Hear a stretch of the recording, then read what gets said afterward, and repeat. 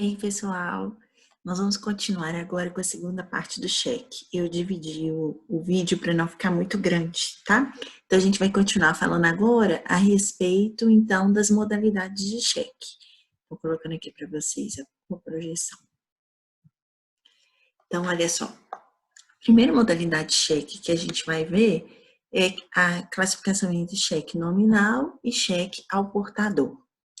Então, a gente sabe que o título nominal é aquele que indica o nome do seu beneficiário e o título ao portador que não indica. Na lei do cheque, ao invés de falar que o título é nominal, ela menciona cheque nominativo.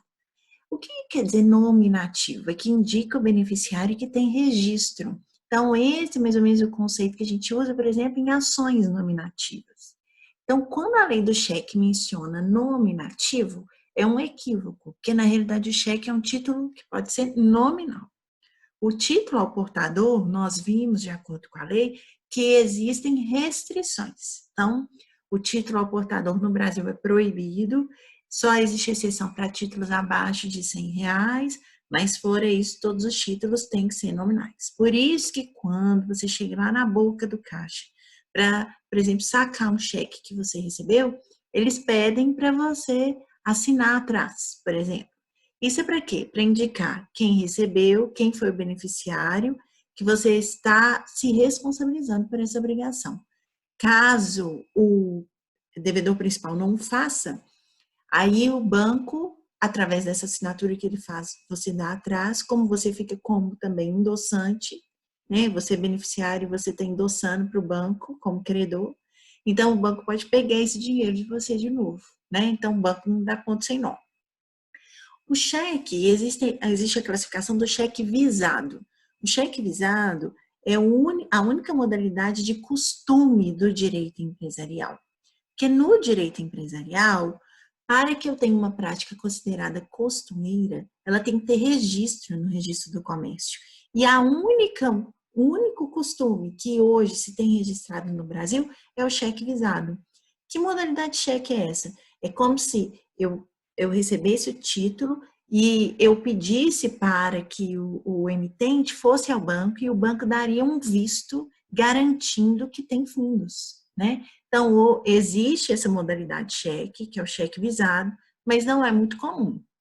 Além disso, eu tenho cheque marcado. O que é o cheque marcado? Antigamente, como eu falei com vocês, cada agência era responsável pelo pagamento dos cheques do título daquela agência. Então, quando, por exemplo, eu tinha um cheque de um valor mais alto, a agência podia marcar um dia e horário para a pessoa ir lá receber o dinheiro. Isso hoje é considerado uma prática ilegal, é vedado pelo ordenamento jurídico, mas a gente tem que saber da existência dessa modalidade. A terceira é o cheque turismo ou travel check. O travel check era muito utilizado há um tempo atrás para viagens internacionais. Então, ao invés de eu viajar com dinheiro em mãos, né, com dólar, com euro, principalmente quando as pessoas iam viajar em vários países que tinham várias moedas diferentes, elas compravam no banco o travel check, que é como se fosse um chequinho que tinha um crédito de determinada quantia. Então, por exemplo, vale $100, por exemplo. Aí a pessoa ia à casa de câmbio e trocava esses $100 pela moeda de lá. Então, era mais fácil, por quê? Porque como o dólar normalmente era mais aceito, as pessoas compravam sempre travel check em dólar, né? E aí era mais fácil de efetuar a troca em casas de câmbio. E também algumas lojas aceitavam os pagamentos em travel check, hotéis também, porque era uma coisa muito garantida, né? Emitida pelo banco. Só que hoje em dia, com a criação dos cartões de crédito pré-pagos para viagens, o travel check acaba caindo um pouco por escanteio. Por quê? Porque o travel check, né, se ele fosse extraviado, se ele fosse roubado, né, furtado, quer dizer, eu até poderia cancelá-lo, né, fazer uma sustação, que nós vamos aprender o que que é, mas a pessoa ficava sem dinheiro na viagem. E agora, com esse tipo de cartão, né, é muito mais fácil, porque eu não preciso andar com dinheiro, ele tem senha. Se, por exemplo, houver a perda ou extravio, normalmente tem uma segunda via de segurança que a pessoa tem também para usar. Então, existe a possibilidade de remessa de dinheiro, se o dinheiro acabou. Então, acaba sendo mais seguro nesses tipos de viagem. Também são comprados esses cartões pré-pagos em lojas de câmbio. Os cheques, travel cheques, eles podiam ser comprados tanto na casa de câmbio quanto nas instituições financeiras. Além disso, eu tinha o cheque postal. Cheque postal ainda existe hoje, mas é mais raro. Principalmente naquelas cidades onde não havia banco, né? As pessoas podiam remeter dinheiro através do cheque postal que era feito nos correios. Então, vamos imaginar. Minha família materna mora numa cidade que é desse tamanho, se chama Matutina. Lá em Matutina não tem nenhum banco, mas tem correio. Então, vou imaginar que eu quisesse mandar um dinheiro para minha avó que morava lá. Então, eu poderia procurar um correio daqui, entrego a quantia em dinheiro que eu quero repassar, e eles mandam como se fosse uma ordem de pagamento, uma comunicação para o correio de lá. Olha, chegou uma determinada quantia para a senhora Onesina, ela tem que vir aqui buscar. Então, chega lá um comunicado na casa dela, ela vai até a agência bancária, se identifica e recebe esse dinheiro. Então, esse cheque postal era como se eu comprasse um chequinho para o banco poder, para o correio poder remeter isso para outra agência do banco. Hoje a gente tem essa figura do banco postal, né, que são convênios que são realizados com os correios, né, geralmente agências franqueadas, e aí eles fazem esse serviço de banco, normalmente o Banco Postal ou o Banco do Brasil, né? E aí acaba facilitando a remessa de dinheiro, que hoje acaba sendo feita através do banco, ao invés de ser feito pelo correio, que é mais seguro também, né? Vou continuando. Opa. Peraí, gente. Agora foi. Eu tenho ainda o cheque fiscal, que era um cheque que era emitido pelo Estado para restituição de impostos. Então, por exemplo, a gente está aí na época do imposto de renda.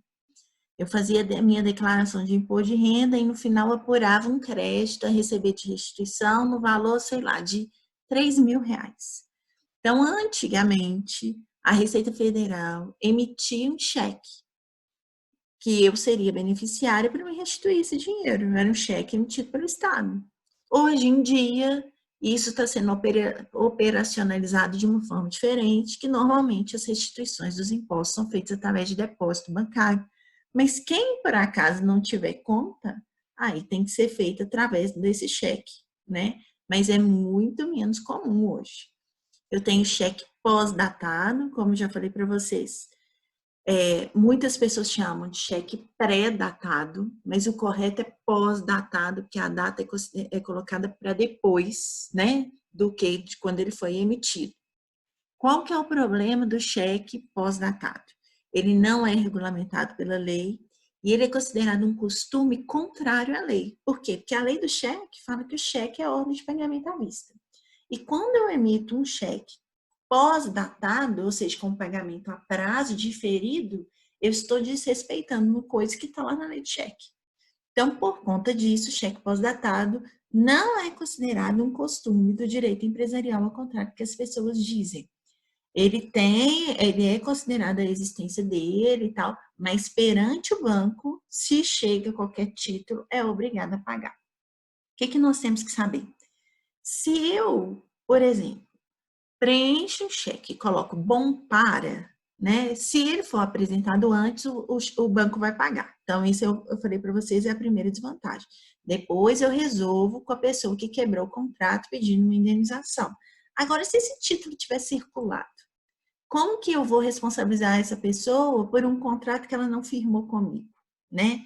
Já é bem mais diferente, bem mais difícil se o título tiver circulado. A outra questão que todo mundo me pergunta, Fernanda, então, ao invés de pôr o bom para, eu já preencho a data do cheque com a data futura. Só que isso, gente, a gente tem que saber que é uma simulação, é um vício do negócio jurídico, né? Quando eu antedato ou pós-dato documentos que são realizados, isso é a simulação, é um vício. Então, além de gerar nulidade da obrigação, que pode ser questionada judicialmente, eu tenho um problema muito sério pelo seguinte: Se o emitente morre após a emissão do título, e antes, por exemplo, da data que foi colocada, o título não vai ser pago por encerramento da conta. Morto, não emite título. Esse título não vai ser pago, ele vai ser considerado nulo. Então, é um risco que a pessoa corre.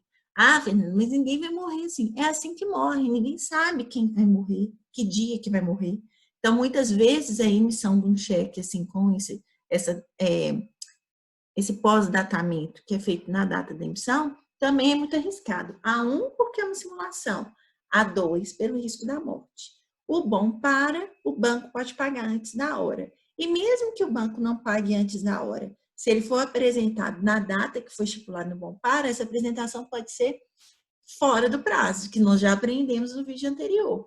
Então, se a apresentação for fora do prazo, o que ela pode gerar? A perda do direito contra os cobrigados e até contra o emitente, se ele comprovar que tinha fundos disponíveis e deixou de ter por alguma razão que não lhe seja oponível, conforme o artigo 47, parágrafo 3º, né? Então, é muito perigosa a emissão de cheque pós-datado. A gente tem que tentar evitar ao máximo, tanto para quem recebe, quanto para quem dá esse título, né? Porque existe vários problemas que podem acontecer.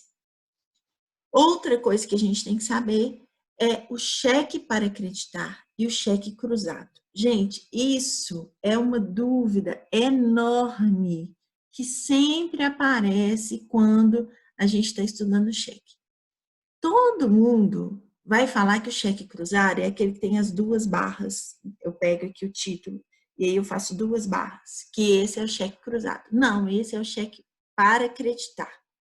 Então, o cheque para acreditar, ele é aquele cheque que tem que ser pago através de depósito em conta. Então, como que eu faço? Eu tenho cheque, eu risco e coloco para acreditar entre os riscos, entre as barras. Então, esse é o cheque para acreditar. É aquele que só pode ser recebido através de depósito em conta corrente. Fernanda, e o cheque cruzado? O cheque cruzado é diferente. O cheque cruzado, ele determina que o valor contido no cheque só pode ser recebido por intermédio de uma instituição financeira. Como assim, Fernanda? Eu tenho duas modalidades de cruzamento. Cruzamento em preto e o cruzamento em branco.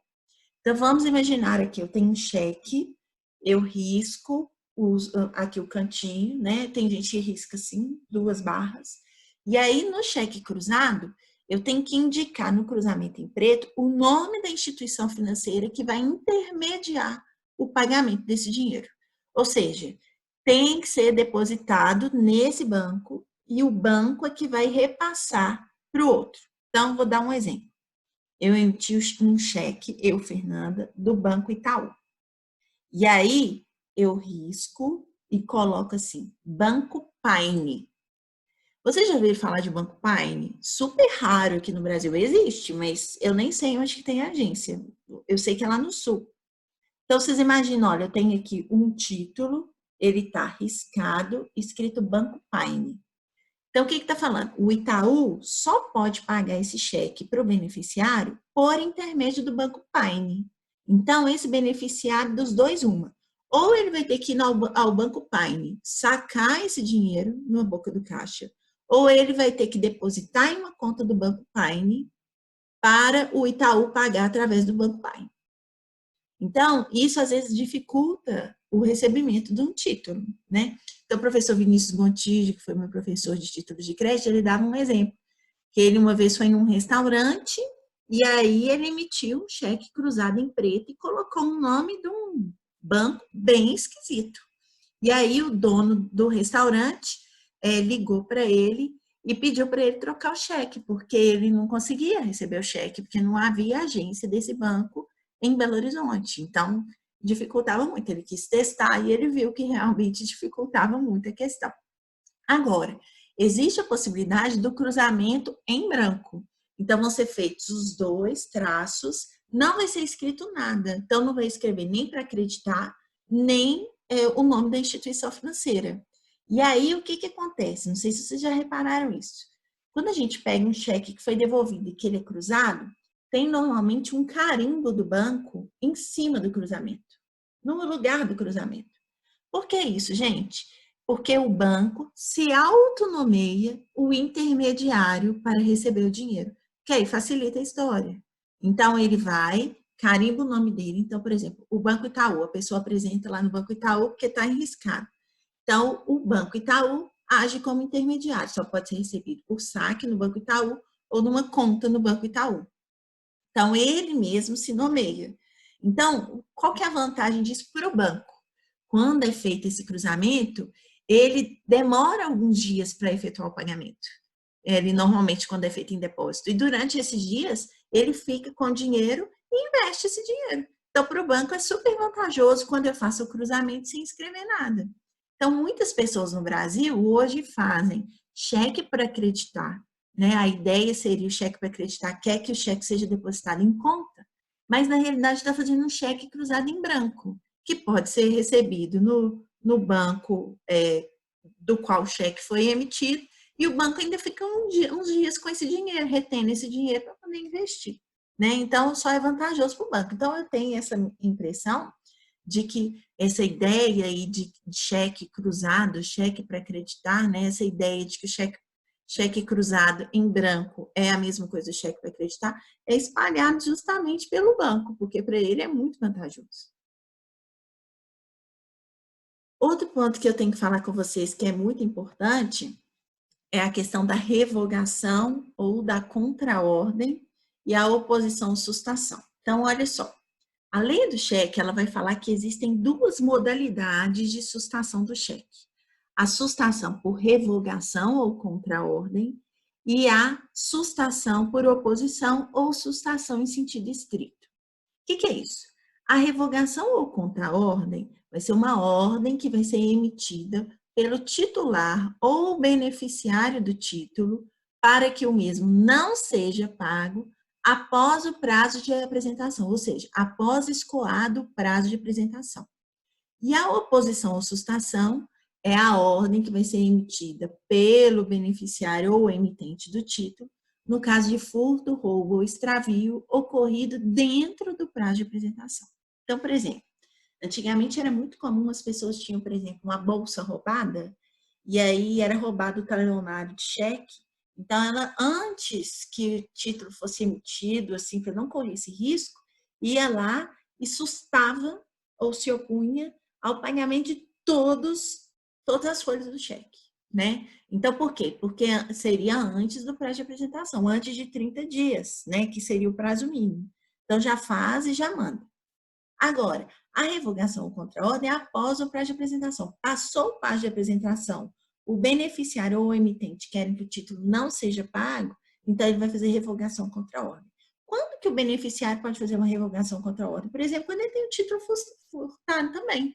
Ele é beneficiário, ele está com o título lá na casa dele, por exemplo, esperando para ser apresentado, e ele é furtado. Então, ele pode pedir revogação contra a ordem também. O que acontece? Quando eu faço qualquer modalidade de sustação, eu tenho que comunicar ao banco e justificar por escrito a minha, falar, né, a minha revogação contra a ordem e justificar a razão. Então, por exemplo, divergência comercial, furto ou roubo, mas eu não preciso comprovar para o banco. A lei não exige isso, né? Eu tenho que apenas falar a razão. Eu não preciso comprovar a razão. A razão da revogação contra a ordem, ela tem que ser comprovada caso esse título seja executado. Aí, por exemplo, eu fiz a revogação ou contra-ordem do título, e aí, após o prazo de apresentação, aí o beneficiário ajuiza uma ação de execução contra mim. Aí eu vou falar assim, olha, eu não vou pagar porque você não cumpriu a sua parte do contrato. Então, foi desacordo comercial. E eu tenho como comprovar, olha, você não me entregou a encomenda que eu fiz, né? Esse é um exemplo. Então, a comprovação ela tem que ser feita no processo. O banco não tem que exigir comprovação nenhuma. Por uma questão de segurança, né? Para evitar má-fé, para evitar problemas, hoje em dia os bancos pedem que no caso de furto, roubo, extravio, seja comprovado por boletim de ocorrência. Mas não é uma exigência da lei, é uma exigência de uma regulamentação do banco só. E aqui eu quero fazer uma observação. A gente tem que saber que a emissão de cheque sem fundo, é uma modalidade criminosa estabelecida, inclusive, lá no Código Penal, perto lá do estelionato, é uma forma de estelionato quase, está dentro do artigo lá. Então, a gente tem que saber que a emissão, se eu sei que o cheque que eu estou emitindo é um cheque sem fundo, né? Eu tenho esse dolo, essa má-fé, e isso é uma conduta criminosa. E a pessoa pode responder por processo criminal, além de execução civil, se for o caso. Entendi? E aí, para a gente acabar o cheque, eu quero explicar para vocês o prazo prescricional da ação de execução. Nós vimos com relação à letra de câmbio e à nota promissória que o prazo é de 3 anos do vencimento dos títulos, não é isso? Agora, do cheque é um pouquinho diferente. A lei vai falar que o prazo é de 6 meses após o fim do prazo de apresentação. Então, 6 meses após o fim do prazo de apresentação. Então, olha só, muita gente, na hora que você pergunta, fala assim, qual que é o prazo prescricional de cheque? 6 meses. Não, mas não é. É 6 meses após o fim do prazo de apresentação. Então, o que, que a gente tem que fazer? Então, se o título é da mesma praça de emissão e pagamento, então o título foi emitido em Belo Horizonte, a agência que ele vai ser paga em Belo Horizonte. Prazo de apresentação é 30 dias após a emissão. Então, desses 30 dias, eu conto mais 6 meses. Se a praça de emissão é diferente, então, o título lá de Montes Claros, que eu dei exemplo para vocês, vai ser pago aqui em Belo Horizonte. Então, são 60 dias mais 6 meses. É certo eu falar que o prazo prescricional do cheque é de 7 meses ou 8 meses? Não. Por quê? Porque nem todo mês tem 30 dias, né? Tem mês que tem 31, tem mês que tem 28, tem mês que tem 29. Então, por conta disso, eu vou falar 30 dias mais 6 meses ou 60 dias mais 6 meses. Então, nada de errar, viu, gente? Isso é super importante. Então, era isso que eu queria falar com vocês. Se vocês têm qualquer dúvida, podem mandar aí uma mensagem para mim, viu? Um abraço, até a próxima.